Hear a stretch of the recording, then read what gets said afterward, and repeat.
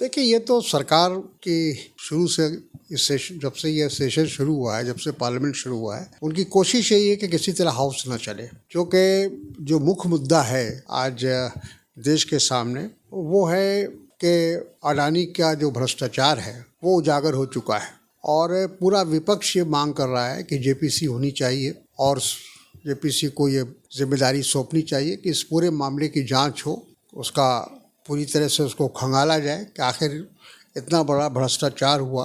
दूसरा जो राहुल जी ने इशू उठाया है वो उठाया है कि इनका संबंध प्रधानमंत्री से क्या है, अंबानी जी का और प्रधानमंत्री के बीच में कौन सा रिश्ता है, तो वो भी जाहिर हो कि कब कब कहाँ उन्होंने मदद की है उनकी। तो ये तमाम चीज़ें हैं, लेकिन उसको कैसे अवॉइड किया जाए, इसीलिए उन्होंने जो राहुल जी के का भाषण है विदेश में या इंग्लैंड में जो दिया है उसको इशू बना रहे हैं। कमाल तो ये है कि जो बात राहुल जी ने कही नहीं है उसका रेफरेंस दिया जा रहा है। तो ये भारतीय जनता पार्टी का जो झूठ का और प्रचार का जो उसका एक तंत्र है वो इस काम कर रहा है। सवाल ही नहीं पैदा होता माफ़ी किस लिए मांगेंगे।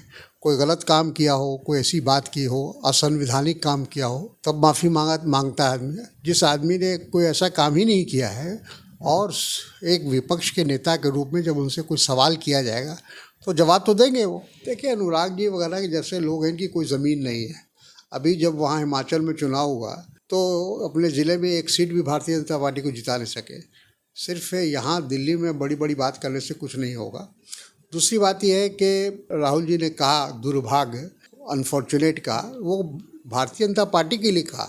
ये मामला जो कि पार्लियामेंट के अंदर उठाया गया है तो मैं इसका जवाब देना चाहता हूँ। तो यही तो लोकतंत्र का एक तरह से उसका टेस्ट है। अगर भारतीय जनता पार्टी को और इस सरकार को लोकतंत्र पर विश्वास है तो राहुल जी को बोलने का इख्तियार दें। हर आदमी को अपनी सफाई देने का तो इख्तियार है ना। आप किसी पर आरोप लगा रहे हैं तो उसको अपनी सफाई देने के अधिकार नहीं देंगे आप। ये तो आदमी का एक जिसको कहते हैं बुनियादी हक है।